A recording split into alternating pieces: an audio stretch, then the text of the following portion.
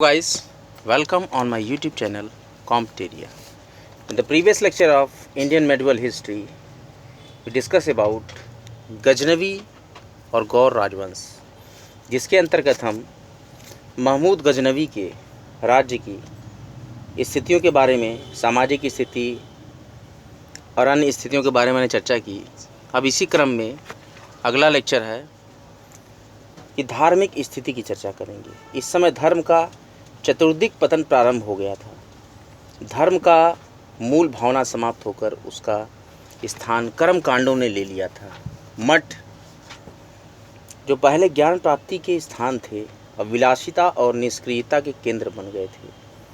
बौद्ध और शाक्त धर्म के सम्मिश्रण के रूप में वाम मार्गी संप्रदाय लोकप्रिय हो गया था, जो मुख्यतः बंगाल और कश्मीर में था। सुरापान, मांस का प्रयोग और व्यभिचार व्याप्त थी, जो भ्रष्टाचार का मुख्य कारण बन गई थी। शैव और वैष्णव धर्म सामान्य जनता और अर्ध हिंदुओं के धर्म थे। कौल संप्रदाय के अनुयायी बिना किसी प्रतिबंध के मांस, मदिरा और नारी का आनंद में विश्वास करते थे। 10वीं शताब्दी के प्रसिद्ध कवि राजशेखर की कर्पूर मंजरी में शैव योगी भैरवानंद के सिद्धांतों का उल्लेख है, जिसमें वह कहता है, मदिरा और नारी के सेवन से हम बलवान बनते हैं। नीलपट अथवा नील वस्तु का भी एक संप्रदाय था। वे सदा स्त्रियों के साथ आलिंगन किए रहते थे और खुलेआम रहते थे। वैष्णव संप्रदाय के लोगों के आचरण में शिथिलता आ गई थी। राधा और कृष्ण के प्रेम का अत्यंत आपत्तिजनक ढंग से वर्णन किया जाने लगा था। जयदेव का गीत गोविंद इसका उदाहरण है। धार्मिक मान्यताओं में भी भिन्नता थी। शिक्षित और अशिक्षित लोगों के विश्वास भिन्न भिन्न थे। अलबरूनी ने अपनी पुस्तक किताबुल हिंद में तत्कालीन समाज में प्रचलित व्रत, पूजा पाठ, दान, तीर्थयात्रा, दैनिक यज्ञ आदि सभी का विशद उल्लेख किया है। धर्म और समाज में व्याप्त बुराइयों का प्रभाव कला और साहित्य पर भी स्पष्ट दिखाई पड़ता है। खजुराहो, पुरी आदि के मंदिर पर बनी नग्न मूर्तियों के चित्र तत्कालीन कला की रुचि की प्रतीक थी। कश्मीर के राजा के एक मंत्री ने कुट्टिनी मतम अथवा मध्यस्थ के विचार नामक पुस्तक लिखी। क्षेमेंद्र ने समय मात्रका अथवा एक वेश्या का जीवन चरित नामक पुस्तक लिखी, जो उस समय के साहित्य की प्रतीक मात्र थी। आर्थिक स्थिति की चर्चा करें तो आर्थिक दृष्टि से भारत संपन्न था। भूमि उपजाऊ थी। विदेशी व्यापार अपनी उन्नत अवस्था में था। शासक और व्यापारी वर्ग के अतिरिक्त मंदिर में धन के खजाने थे। मंदिरों में अपार मात्रा में हीरो और जवाहरात थे। इसी अपार धन की प्राप्ति के लिए महमूद गजनवी ने भारत पर आक्रमण किया। उस समय भारत का नेतृत्व कमज़ोर शासकों के हाथों में था, अतः महमूद गजनवी को धन हथियाने में बहुत परेशानी नहीं हुई। इस प्रकार वैदेशिक आक्रमण के समय भारत राजनीतिक, सामाजिक व धार्मिक दृष्टि से कमज़ोर था। इसका मुख्य कारण यह था कि भारत के लोग बाहर की दुनिया से अलग थलग बने हुए थे। वे आपस में इतने संतुष्ट थे कि अपनी बाहरी सीमाओं में हो रही घटनाओं की उन्हें कोई चिंता नहीं थी। इससे उनमें निष्क्रियता की भावना पैदा हो गई और उनके विचार संकीर्ण हो गए। भारत के हिंदू दर्शन, धर्म और संस्कृति का अध्ययन करने वाला अलबरूनी ने अपनी पुस्तक तारीख़ हिंद में लिखा है कि हिंदुओं में यह दृढ़ विश्वास है कि भारत के समान और कोई देश नहीं है। ऐसा कोई राष्ट्र नहीं है, कोई राजा उनके राजा के समान नहीं है। उसने लिखा है कि हिंदू यह नहीं चाहते थे कि जो वस्तु एक बार अपवित्र हो जाए उसे शुद्ध करके पुनः अपना बना लिया जाए। अलबरूनी ने हिंदुओं के संकीर्ण विचार को प्रदर्शित किया है, जो उनकी प्रगति के मार्ग में अवरोधक बनी। महमूद गजनवी के आक्रमण। महमूद गजनवी ने भारत पर कितने आक्रमण किए, इस संबंध में विद्वानों में मतभेद है। हेनरी इलियट ने बताया है 1000 से 1027 ईस्वी के बीच की अवधि में महमूद ने भारत पर 17 बार आक्रमण किया। अधिकांश विद्वान हेनरी इलियट के मत का ही समर्थन करते हैं। प्रथम आक्रमण 1000 ईस्वी। महमूद गजनवी का प्रथम आक्रमण 1000 ईस्वी में सीमावर्ती नगरों पर हुआ। हिंदू शाही राज्य के सीमावर्ती क्षेत्रों के कुछ दुर्गों पर अधिकार करने के बाद वो वापस गजनी लौट गया। दूसरा आक्रमण 1001 ईस्वी में हिंदू शाही राज्य पर हुआ। उस समय हिंदू शाही राज्य का राजा जयपाल था। उसने पेशावर के निकट महमूद गजनवी का मुकाबला किया किंतु पराजित हुआ और अपने संबंधियों और सेनापतियों के साथ बंदी बना लिया गया। महमूद गजनवी ने जयपाल की राजधानी वहिंद या उद्भांडपुर पर अधिकार कर लिया। अंत में महमूद ने 25 हाथी और 2,50,000 दिनार लेकर जयपाल को मुक्त कर दिया। महमूद गजनवी लूट का अपार धन प्राप्त कर वापस चला गया। जयपाल अपने निरंतर पराजय से इतना अपमानित महसूस किया कि अंत में आत्महत्या कर लिया। उसकी मृत्यु के पश्चात उसका पुत्र आनंदपाल गद्दी पर बैठा। उत्तर भारत में हिंदू शाही राज्य भारत का एक प्रथम महत्वपूर्ण हिंदू राज्य था जो मुस्लिम आक्रमण का शिकार हुआ। हिंदू शाही वंश के शासकों ने ही महमूद गजनवी के आक्रमणों का सबसे अधिक प्रतिरोध किया। इसकी राजधानी वहिंद या उद्भांडपुर थी। तीसरा आक्रमण 1004 ईस्वी में भेजा यानी कि वर्तमान में उच्च के राजा बजरा पर किया, क्योंकि इसने जयपाल के विरुद्ध महमूद को सैनिक सहायता नहीं दी थी। बजरा पराजित हुआ और भाग गया। महमूद ने उसके नगर को निर्दयतापूर्वक लूटा और वहाँ के निवासियों को बलपूर्वक मुसलमान बनाया। महमूद का चौथा आक्रमण मुल्तान पर हुआ 1005 ईस्वी। उस समय वहाँ का शासक फतह दाऊद था जो मुसलमानों के शिया संप्रदाय कर्मातथियों से संबंधित था। उसने महमूद के आक्रमण से बचने के लिए हिंदू शाही शासक आनंदपाल से सहायता मांगी। आनंदपाल ने भेरा के निकट महमूद का मुकाबला किया किंतु पराजित हुआ। दाऊद ने भी आत्मसमर्पण कर दिया और 20,000 दिरहम प्रतिवर्ष देने का वादा किया। मुल्तान पर महमूद गजनवी का अधिकार हो गया। वापस जाते समय महमूद ने सुखपाल को मुल्तान का शासक नियुक्त किया। सुखपाल आनंदपाल का पुत्र था। उसने धर्म परिवर्तन कर इस्लाम ग्रहण कर लिया था। उसका उपनाम नौशा शाह था। शासक बनने के पश्चात उसने पुनः हिंदू धर्म ग्रहण कर लिया, अतः महमूद ने उसे पदच्युत कर बंदी बना लिया। पांचवां आक्रमण महमूद गजनवी ने पांचवां आक्रमण सुखपाल को दंड देने के लिए किया था, क्योंकि सुखपाल ने उसकी अधीनता और इस्लाम धर्म दोनों को त्याग दिया था। सुखपाल को पराजित कर उसे बंदी गृह में डाल दिया गया। छठा आक्रमण 1008 ईस्वी। महमूद का छठा आक्रमण आनंदपाल के विरुद्ध था। गद्दी प्राप्त करने के बाद आनंदपाल की स्थिति अत्यंत दयनीय थी। दक्षिण में उसके राज्य की सीमाएं मुल्तान के अमीरों द्वारा शासित क्षेत्रों से टकराती थी और भाटियाह सहित झेलम के पश्चिमी किनारों के प्रदेश उसमें सम्मिलित थे। उसके राज्यारोहण के समय भाटिया का शासक विजयराज था। मुल्तान विजय से पूर्व महमूद ने विजयराज को पराजित कर भाटियाह के किले पर अधिकार कर लिया। इस युद्ध में विजयराज वीरतापूर्वक लड़ा किंतु पराजित होकर अपनी रक्षा के लिए भागा और अंत में स्वयं अपना प्राणांत कर दिया। 1005 ईस्वी में मुल्तान पर आक्रमण के समय आनंदपाल ने महमूद को बाधा पहुंचाया था। इसी कारण महमूद ने अपना छठा अभियान आनंदपाल के विरुद्ध किया। आनंदपाल ने महमूद के आक्रमण के लिए उज्जैन के परमार, ग्वालियर के कछवाहा, कालिंचर के कालचुरी, कन्नौज के राठौर और दिल्ली और अजमेर के चौहान राजाओं का एक संघ बनाया। पंजाब के खोखर लोगों ने भी आनंदपाल की सहायता की। इस प्रकार आनंदपाल ने एक विशाल सेना एकत्र कर ली। सिंधु नदी के किनारे पेशावर के पास एक निर्णायक युद्ध हुआ। 30,000 खोखरों ने ऐसा प्रहार किया कि महमूद गजनवी की सेना विचलित होने लगी। महमूद गजनवी पीछे हटने के लिए सोचने लगा, किंतु दुर्भाग्य से महमूद की सेना द्वारा छोड़ी गई अलकतरे की अग्नि ज्वालाओं से भयभीत होकर आनंदपाल का हाथी मैदान से भाग निकला। आनंदपाल की सेना अस्त व्यस्त होकर भागने लगी। महमूद विजयी हुआ। उसने साल्ट रेंज में स्थित आनंदपाल की नई राजधानी नंदन या नंदनपुर को तबाह कर दिया था और आनंदपाल को आत्मसमर्पण करने के लिए बाध्य किया। सातवां आक्रमण 1009 ईस्वी।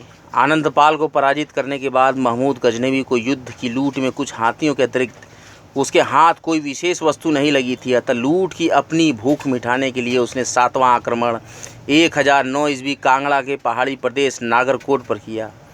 हिंदुओं ने नागरकोट के किले में बहुत सा धन एकत्र करके रखा था। वहाँ किसी ने महमूद का सामना नहीं किया। नागरकोट के किले से महमूद गजनवी को अपार धन मिला। फरिश्ता के अनुसार महमूद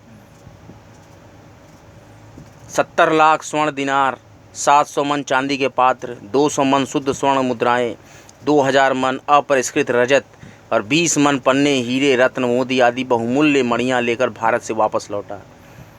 1010 ईस्वी में महमूद गजनवी ने मुल्तान पर दोबारा आक्रमण किया। वहाँ के विद्रोही शासक दाऊद को पराजित कर बंदी बना लिया और उसने मुल्तान पर अधिकार कर लिया। यह 8वां क्रम था। अब 9वें क्रम की बात करें, 1011 से 1012 ईस्वी। महमूद का 9वां आक्रमण थानेश्वर पर था। वहाँ के चक्रस्वामी मंदिर को लूटा। मार्ग में डेरा के शासक ने रोकने का प्रयास किया किंतु असफल रहा। 10वां आक्रमण 1012 ईस्वी। आनंद पाल की मृत्यु के बाद इसका पुत्र त्रिलोचन पाल गद्दी पर बैठा। त्रिलोचन पाल को भी महमूद गजनवी के आक्रमण का सामना करना पड़ा। त्रिलोचन पाल के अपने पुत्र भीम पाल, जो प्रशासन में उसका प्रमुख सहायक था, के कहने पर महमूद का विरोध करने की नीति अपनाई। भीम पाल ने मरगला दर्रे में अपनी किलेबंदी की थी। महमूद की सेनाओं को रोकने का प्रयास किया किंतु महमूद ने उस दर्रे को जीतकर नंदन के दुर्ग पर चढ़ाई कर दी। त्रिलोचन पाल और भीम पाल ने भागकर कश्मीर में शरण ली और वहाँ के राजा संग्राम राज, जिनका कार्यकाल 1003 से 1028 ईस्वी तक था, इनसे मिलकर महमूद गजनवी से लड़ने की तैयारी करने लगे। कश्मीरी मंत्री तुंग उनकी सहायता के लिए भेजा गया। तोसी, जो कि पुंछ क्षेत्र की आधुनिक तोही है, उस नदी के किनारे महमूद और त्रिलोचन पाल व कश्मीर की संयुक्त सेनाओं के मध्य युद्ध हुआ। महमूद गजनवी विजयी हुआ। त्रिलोचन पाल पराजित होने के बाद पंजाब की शिवालिक पहाड़ियों की ओर चला गया और पुनः अपनी शक्ति स्थापित करने में लग गया। उसने बुंदेलखंड के शासक विद्याधर, जो उस समय उत्तरी भारत का सर्वाधिक शक्तिशाली शासक था, इससे मित्रता स्थापित कर ली और अपने खोए राज्य को पुनः जीतने का प्रयास किया। 1018-19 ईस्वी में महमूद गजनवी ने जब चंदेलों के विरुद्ध चढ़ाई की तो मार्ग में राहिब या रामगंगा नदी के किनारे त्रिलोचन पाल ने उसका मुकाबला किया, परंतु वह पराजित हुआ और अपनी प्राण बचाने के लिए चंदेल सेनाओं की खेमे की ओर भागा। अंत में 1021-22 ईस्वी में उसका वध कर दिया गया। त्रिलोचन पाल की मृत्यु के साथ ही शाही वंश का भी अंत हो गया। यद्यपि उसका पुत्र भीम पाल उसका उत्तराधिकारी बना, जो लोहर के आसपास के क्षेत्रों में 1026 ईस्वी तक शासन किया, किंतु शाही वंश के इतिहास में उसका कोई महत्व नहीं है। 11वां आक्रमण महमूद गजनवी ने 1015 से 1016 ईस्वी में कश्मीर में प्रवेश करने का प्रयास किया, परंतु भौगोलिक बाधाओं के कारण वह लोहकोट से आगे नहीं बढ़ सका। और 12वें आक्रमण की बात करें तो 1018 ईस्वी महमूद ने कन्नौज पर आक्रमण किया, जो उस समय भारतीय साम्राज्य की प्रमुख राजधानी थी। उस समय यहाँ गुर्जर प्रतिहार वंश के शासक राज्यपाल का शासन था। महमूद ने पहली बार गंगा नदी घाटी में प्रवेश किया। कन्नौज आक्रमण के दौरान ही महमूद ने सर्वप्रथम बटन, महावन, मथुरा और वृंदावन पर आक्रमण किया और अंत में कन्नौज पर आक्रमण किया। 1018 ईस्वी में महमूद ने गजनी से प्रस्थान किया। मार्ग में सभी दुर्गों को जीतते हुए बुलंदशहर पहुंच गया। यहाँ का शासक हरदत्त ने भयभीत होकर उसकी अधीनता स्वीकार कर ली और अपने कुछ साथियों सहित इस्लाम धर्म स्वीकार कर लिया। तत्पश्चात महमूद ने महावन पर आक्रमण किया। उस समय वहाँ यदुवंश के शासक कुलचंद का शासन था। उसने वीरतापूर्वक महमूद का सामना किया किंतु पराजित हुआ। अंत में कुलचंद ने सम्मान की रक्षा के लिए अपनी दोनों पत्नियों को काटकर स्वयं भी आत्महत्या कर लिया। महावन को लूटने के बाद महमूद गजनवी ने मंदिरों की नगरी के नाम से विख्यात मथुरा पर आक्रमण किया। मथुरा हिंदुओं का तीर्थ स्थान था, जहाँ हजारों मंदिर थे। मथुरा की रक्षा का कोई प्रबंध नहीं किया गया था। महमूद ने वहाँ इच्छानुसार लूटमार की और अपार धन प्राप्त किया। 13वें आक्रमण की चर्चा करें। मथुरा को लूटने के बाद महमूद ने वृंदावन पर चढ़ाई किया। यहाँ भी उसने लूट में अपार धन प्राप्त किया। वहाँ से कन्नौज गया। वहाँ गुर्जर प्रतिहार वंश के अंतिम शासक राज्यपाल का शासन था। राज्यपाल भयभीत होकर बिना युद्ध किए ही गंगा के पार उसकी पूर्वी किनारे पर स्थित बारी भाग गया। महमूद ने कन्नौज को खूब लूटा। उसके बाद उसने कानपुर के निकट मंझावन नामक स्थान पर आक्रमण किया, जो ब्राह्मणों के किले के नाम से प्रसिद्ध था। 25 दिन तक संघर्ष के बाद अंत में महमूद ने विजय प्राप्त की। लौटते समय मार्ग में पड़ने वाले असी और सिरसावा, सहारनपुर के आसपास के क्षेत्रों के दुर्गों को भी जीता। असी के शासक चंद्रपाल और सिरसावा के शासक चांद राय ने उसका मुकाबला नहीं किया, अतः अपार धन के साथ महमूद गजनी लौट गया। 14वें आक्रमण की चर्चा करें तो महमूद ने यह आक्रमण चंदेल राजा को दंडित करने के लिए किया था। महमूद के वापस जाने के बाद बुंदेलखंड के चंदेल शासक विद्याधर ने ग्वालियर के शासक के सहयोग से कुछ हिंदू राजाओं का एक संघ बनाया। इस संघ का उद्देश्य कन्नौज के शासक राज्यपाल को दंड देना था, क्योंकि राज्यपाल महमूद से बिना युद्ध किए ही भाग गया था, जिसे राजपूत शासकों ने कलंक समझा था। इन राजाओं ने मिलकर राज्यपाल पर आक्रमण किया और विद्याधर के आदेश से उसे कचवाहा सामंत अर्जुन ने राज्यपाल की हत्या कर दी। महमूद ने विद्याधर को दंडित करने के लिए 1019-20 ईस्वी में पुनः भारत आया। वो बरी की ओर बढ़ा, जिसे प्रतिहारों ने कन्नौज की लूट के पश्चात अपनी राजधानी बनाया था। त्रिलोचन पाल यहाँ का शासक था और बिना युद्ध किए भाग गया। महमूद ने बरी को नष्ट कर दिया। इसके पश्चात महमूद अपने मुख्य शत्रु विद्याधर को परास्त करने के लिए बुंदेलखंड पहुँचा। वहाँ विद्याधर एक बड़ी सेना के साथ महमूद का मुकाबला करने के लिए तैयार था। महमूद विद्याधर की विशाल सेना देखकर एक बार विचलित अवश्य हुआ, किंतु युद्ध आरंभ होने के बाद शाम होते होते विद्याधर की सेना के भाग की पराजित हुई। विद्याधर साहस खो बैठा और रात में चुपके से भाग निकला। महमूद ने उसके संपूर्ण राज्य में लूट मार की और बहुत सी संपत्ति लेकर वापस लौट गया। 15वें आक्रमण की चर्चा करें तो 1021 से 1022 ईस्वी महमूद पुनः भारत आया और पंजाब में प्रवेश किया। इस बार उसने पंजाब का प्रशासन अपने हाथ में लेने का निश्चय किया। पंजाब में प्रत्यक्ष शासन स्थापित करने का महमूद का उद्देश्य दूर स्थित प्रांतों की विजय के लिए भारत में एक सैनिक केंद्र की स्थापना था। इसके लिए पंजाब का क्षेत्र उपयुक्त था। पंजाब पर अधिकार करने के पश्चात ही महमूद गजनवी ने पंजाब के प्रचलित शाही सिक्कों को ही अपनाया। उसने अपने सिक्कों पर घुड़सवार और नंदी चिन्ह, जो पहले से प्रचलित था, को अपनाया और उस पर संस्कृत भाषा में आव्यक्तमेकम अवतार महमूद खुदवाया। उसने संस्कृत में अयम टकम महमूद पूरे घटित अर्थात टकसाल का नाम भी खुदवाया। मुस्लिम शासकों में सर्वप्रथम महमूद गजनवी ने ही भारतीय ढंग के सिक्के ढलवाया। उसके द्वारा प्रचलित सिक्के दिल्ली वाला के नाम से प्रसिद्ध थे, जिसका वजन 56 ग्रेन था।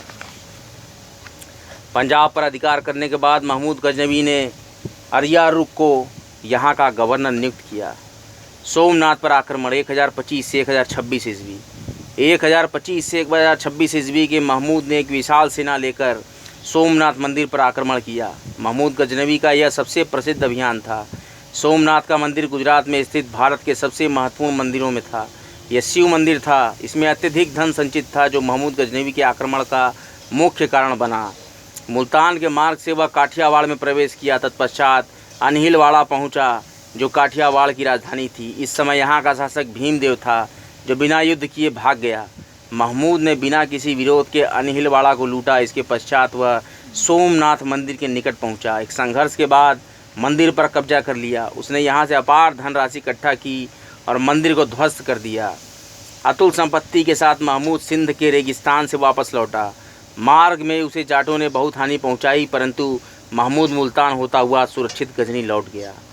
17वां और अंतिम आक्रमण 1027 ईस्वी जाटों व खोखरों को दंड देने के लिए महमूद गजनवी ने 1027 ईस्वी में भारत पर अंतिम आक्रमण किया। सोमनाथ को लूटकर वापस जाते समय महमूद को पश्चिमोत्तर में सिंध के जाटों और खोखरों ने अत्यधिक क्षति पहुंचाई थी। प्रतिशोधात्मक कार्रवाई में महमूद ने इन पर आक्रमण किया और कठोरता से इन्हें समाप्त कर दिया। खोखर जाति सीमांत क्षेत्र के उग्र निवासी थे। इन्होंने महमूद गजनवी और मोहम्मद गोरी दोनों के लिए समस्या पैदा की थी। इस प्रकार महमूद ने भारत पर 17 बार आक्रमण किया। अपने सैनिक पराक्रम का परिचय देते हुए उसने अनेक भारतीय शासकों को पराजित किया। गुजरात से लेकर पूर्वी उत्तर प्रदेश तक के क्षेत्रों को रौंदा। इन सफलताओं के बाद भी वह भारत में अपनी सत्ता स्थापित नहीं की, क्योंकि उसके इन अभियान का उद्देश्य साम्राज्य निर्माण करना नहीं, बल्कि धन को लूटना था, जिस उद्देश्य की प्राप्ति में वह पूरी तरह से सफल रहा। उसके आक्रमण का एकमात्र स्थायी परिणाम पंजाब, सिंध और मुल्तान को गजनी साम्राज्य में मिलाया जाना रहा। महमूद गजनवी के आक्रमण का सर्वाधिक महत्वपूर्ण प्रभाव भारत की राजनीतिक और सैनिक दुर्बलता का उजागर होना था। 1030 ईस्वी में महमूद गजनवी की मृत्यु हो गई। महमूद बहुत महत्वाकांक्षी व्यक्ति था। वह एक साहसी सैनिक और सफल सेनापति था। प्रत्येक व्यक्ति को उसकी योग्यता अनुसार कार्य देता था और अपनी इच्छा अनुसार कार्य लेता था। विभिन्न नस्लों से मिली जुली सेना उसके नेतृत्व में एक शक्तिशाली सेना बन गई। उसने अपनी बहुजातीय सेना में हिंदुओं को भी नियुक्त किया। उनकी सेना में अरब, तुर्क, अफगान और हिंद सैनिक शामिल थे। महमूद विद्वानों और कलाकारों का संरक्षक था। उसके दरबार में संरक्षण पाने वाले प्रमुख विद्वानों में अलबरूनी इतिहासकार उतबी, दर्शन शास्त्र का विद्वान फराबी बैहाकी, फारस का कवि उजारी, खुरासानी विद्वान तुसी, उत्सुरी, अजदी फारूखी और फिरदौसी आदि। इन विद्वानों में उतबी महमूद के समय का महान साहित्यकार था। वह शाही इतिहासकार भी था। उसकी प्रमुख पुस्तकें किताब उल यमनी और तारीख़ यमनी है, जिसमें महमूद के जीवन और कार्यों का विस्तृत वर्णन है। फिरदौसी महमूद के दरबार का प्रसिद्ध विद्वान कवि था। इसे पूर्व के होमर की उपाधि दी गई है। फिरदौसी की सर्वाधिक प्रसिद्ध रचना शाहनामा है। कहा जाता है कि महमूद ने शाहनामा लिखने के लिए फिरदौसी को 60,000 सोने के मिस्कल देने का वादा किया था, किंतु शाहनामा पूरा होने पर उसने कवि को केवल 60,000 चांदी के मिस्कल ही दिया, जिन्हें लेने से फिरदौसी ने इनकार कर दिया। यद्यपि इसका मुख्य कारण महमूद के कृपा पात्र अयाज का फिरदौसी के विरुद्ध षड्यंत्र था। क्रोध में आकर फिरदौसी सदा के लिए गजनी त्याग दिया। अंत में महमूद ने क्षमा मांगी और 60,000 स्वर्ण मुद्राएं फिरदौसी के पास भिजवाया, परंतु भेंट पहुंचने से पहले ही फिरदौसी का शव संस्कार के लिए ले जाया जा रहा था। फारसी भाषा की नींव रखने वाला फिरदौसी ही था जिसने अपनी रचना शाहनामा से इसका श्री गणेश किया। फिरदौसी भारत नहीं आया था, फिर भी अपनी पुस्तक शाहनामा में उसने भारत के विषय में वर्णन किया है। रजनीकांत शर्मा ने इसका हिंदी में अनुवाद किया। अलबरूनी 973 से 1048 ईस्वी खगोल विज्ञान, भूगोल, तर्कशास्त्र, औषधि विज्ञान, गणित, दर्शन, धर्म और धर्मशास्त्र का विद्वान था। उसका जन्म 973 ईस्वी में खीवा में हुआ था। महमूद गजनवी के भारत विजय से पूर्व वह एक विद्वान और राजनयिक के रूप में खीवा वंश के अंतिम शासक की सेवा में था। 1017 ईस्वी में महमूद गजनवी ने ख्वारिज्म शाह पर विजय कर अलबरूनी को प्राप्त किया। 1018 से 19 ईस्वी में वह महमूद गजनवी के साथ भारत आया। इसकी प्रसिद्ध रचना किताबुल हिंद है, जिसमें 1017 से 1030 ईस्वी के बीच भारतीय जीवन का वर्णन है। यह पुस्तक अरबी भाषा में है, जिसका बाद में फारसी भाषा में अनुवाद किया गया। फारसी से अंग्रेजी भाषा में इस पुस्तक का अनुवाद एडवर्ड सी सचाऊ ने Al-Biruni India an account of the religion नाम से किया। रजनीकांत शर्मा ने इसका हिंदी में अनुवाद किया। अलबरूनी ने अपनी पुस्तक किताबुल हिंद में भारतीयों की विशेषकर पवित्र स्थानों पर तालाबों और जल संग्रहण कार्यों के निर्माण में उच्च कोटि की प्रवीणता की प्रशंसा की है। और अलबरूनी लिखता है कि भारत आरंभ में सागर था। कई शताब्दियों में हिमालय की नदियों द्वारा लाई गई मिट्टियों से वह भर गया। ब्राह्मण शिक्षा के केंद्र कन्नौज, बनारस और कश्मीर कभी नहीं गया। उसने भारतीय परिस्थितियां एवं संस्कृति को जानने के लिए ब्रह्मगुप्त के ब्रह्म सिद्धांत, बलभद्र, वराहमिहिर की बृहत संहिता, कपिल के सांख्य और पातंजलि के योग आदि रचनाओं का उल्लेख किया है। उसने जगह जगह भगवत गीता, विष्णु पुराण एवं वायु पुराण को उद्धृत किया है। इस प्रकार पुराणों का अध्ययन करने वाला अलबरूनी प्रथम मुसलमान था। बैहाकी महमूद का एक शाही लेखक था। लेनपून ने उसे पूर्वीय श्री पैपी की उपाधि दी है। वह गजनवी दरबार और उसके अमीरों से घनिष्ठ रूप से जुड़ा हुआ था। उन्होंने गजनी शासकों का 1059 ईस्वी तक का विस्तृत इतिहास 10 खंडों में लिखा है, जो तारीख़ बैहाकी के नाम से जाना जाता है। उसके विभिन्न खंडों के नाम है तारीख़ सुबुक्तगीन, ताजुल फुतूह यानी गजनी के सुल्तान महमूद का इतिहास, और तारीख़ मसूदी, सुल्तान मसूद का इतिहास। दर्शन शास्त्र का विद्वान फराबी महमूद का दरबारी था। फारस के रे का निवासी उजारी भी महमूद के दरबार का कवि था। असदी तुसी खुरासान का रहने वाला था। उनसरी अपने काल का महान विद्वान था। आज का लेक्चर यहीं तक। अगले लेक्चर में मैं आपको बताऊंगा महमूद गजनवी के उत्तराधिकारी, उसके साथ साथ मसूद, मौदूद, गजनी का अंत और मोहम्मद गोरी और भारत पर उसके आक्रमण। मोहम्मद गोरी के आक्रमण के कारण, मोहम्मद गोरी के आक्रमण के समय भारत की स्थिति, मोहम्मद गोरी के आक्रमण में मुल्तान, सिंध, अनिलवाड़ा, नाहरवाला, पाटन, पेशावर और तराइन का द्वितीय युद्ध, उसके साथ ही साथ कन्नौज, चंदावर का युद्ध और गोरी का अभियान, बुंदेलखंड, बिहार विजय, बंगाल विजय, और इसके साथ ही साथ मैं आपको तिब्बत अभियान और मोहम्मद गोरी का चरित्र और पूरे मूल्यांकन के बारे में अच्छे से चर्चा करूंगा।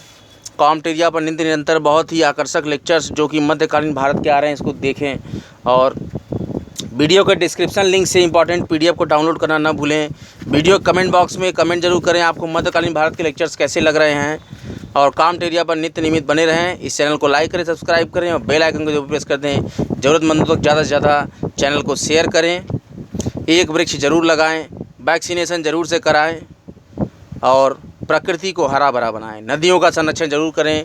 कॉमेंट एरिया लेक्चर देखने के लिए आप लोग बहुत बहुत धन्यवाद। हर हर महादेव।